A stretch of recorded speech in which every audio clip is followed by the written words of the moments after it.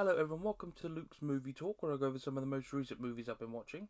Just before I start, I uploaded a House of the Dragons episode 3 video yesterday, so if you're interested, go give that a watch. And also make sure to like and subscribe to keep up to date with all uploads. So for this video, I'll be looking at Spider-Man No Way Home, the more fun stuff version that came out this week. So I'll go over some of the plot in case you haven't seen the film. It's the same plot, just with added scenes, but doesn't affect the plot as a whole. Some of the new and deleted scenes include an interview segment from the school, more Daily Bugle scenes, extended interviews with the damage control, a different second end credits scene that show the effects of the spell and how Peter is no longer seen in like media and videos and stuff, and a new Matt Murdock scene of him representing Happy in his court proceedings. The plot summary is after Michelle reveals Peter is Spider-Man, his life falls apart for him and his friends, and he eventually has to go to Doctor Strange for help. Strange makes a spell, but Peter causes a problem, and villains from other universes start to appear. Namely Green Goblin, Doc Ock, the Sandman from the Tobey Maguire universe, and Lizard and Electro from the Garfield Spider-Man universe. After capturing them, and a disagreement with Strange, Peter decides to try and save them. He basically does this where he's like, Aunt May says, they're sick mainly, so you should try and help them instead of just sending them back to die. So Peter takes the cube spell and traps Strange away in the mirror dimension, and basically says, I'm going to fix Green Goblin, I'm going to create an inhibitor chip for Doc Ock, and basically give everyone a remedy for what they've got. Like Electro, make him de-electrolyzed or something like that. Peter starts but is betrayed by Green Goblin, and they all escape, and the Goblin killing Aunt May on the way out. So basically, Green Goblin takes over from Norman, basically insinuates that their powers are godly and they shouldn't have to be taken away, and everyone starts to run. Even though Doc Ock's cured at this point, he runs away, and there's a quick added scene, I think it's new, where Peter goes out onto the wall, and then the Lizard appears and starts to beat him up and throws her back in.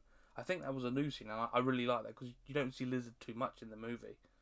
But yeah, so Aunt May dies at the end of this scene where Green Goblin throws one of his little pumpkin bombs, and it's a big moment for Peter, because that's a turning point where he starts to become a lot angrier, especially towards Green Goblin. With the help of MJ and Ned, Maguire's Spider-Man and Garfield's Spider-Man arrive through portals that Ned makes, and together with Holland's Spidey, they make a plan.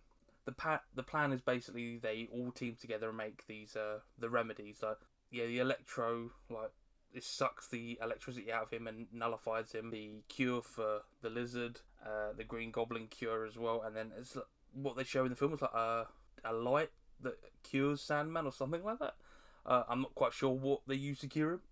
So at the Statue of Liberty, they battle and cure all the villains, but the spell is broken with one of Green Goblin's pumpkin bombs. It destroys the cube and unleashes the spell. So Peter asks Doctor Strange to make a new spell for everyone to forget him completely. This returns everyone to their universes, and Peter starts his new life afresh with no one knowing him, and he even creates a new shiny suit that's got a really cool blue sheen to it. It's really nice. And then the post-credit scene is obviously still Venom, so obviously they continue that over where the symbiote gets trapped over on this MCU universe. And then the second post-credit scene is basically showing, I think it's one of the school videos, and it shows how Peter isn't there anymore. He's not in any footage, and even in a picture, he's hidden with a pigeon that flies into the camera, so he's basically nowhere to be found now. He's basically been deleted from all media, so no one knows who he is. Okay, so some of the best parts about this film are the reintroduction of Matt Murdock. I think a lot of people can agree. Matt Murdock is a top tier character, especially Charlie Cox's version from the Netflix series. And it's great to see him get included back into the frame of the MCU, because he was so missed when they stopped that series, and it's great to see him back in this film, and obviously he's now in She-Hulk and he's getting his own series as well. So it was cool to see him reintroduced. I love all the villains, especially Norman Osborn. Of course I love all the Maguire villains, even though Spider-Man 3 isn't the best, and the Andrew Garfield villains aren't as good. They're still great characters. I love them as a whole. And Norman Osborn as the Green Goblin, or Willem Dafoe as the Green Goblin, is just one of the best. His acting as this insane, like overly powered monster, basically, is a great, because there's one moment where he's fighting Peter and he basically is punching Green Goblin and he's just laughing at him, and he's like not taking it seriously. All power bombs in through the floor, and he is just so unhinged. It's amazing. So Maguire and Garfield are great, and it's great to see them back because they obviously Maguire was going to have that fourth film, but didn't end up getting made, and kind of ended on a sour note with the third film, and Garfield didn't get that third film either.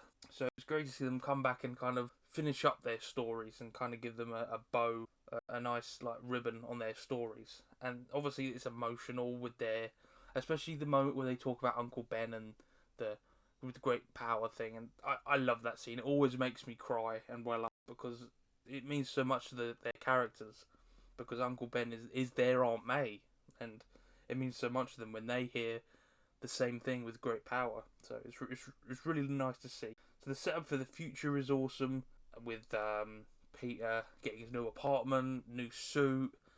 He's on his own now, and he can start his new life fresh. It may not be the best start, but he's going to give it a right good go. And obviously that post-credit scene with the symbiote is obviously a nice nod to where they're thinking of taking the new Spider-Man story. So the extra footage is just a cherry on top of the already perfect cake. That I love the film as is. It's a great film. I think everyone loves this film, at least to some degree. And all the extra footage, like a scene here, a scene there, like the Matt Murdock extra scene was obviously nice to have because we only had the one scene.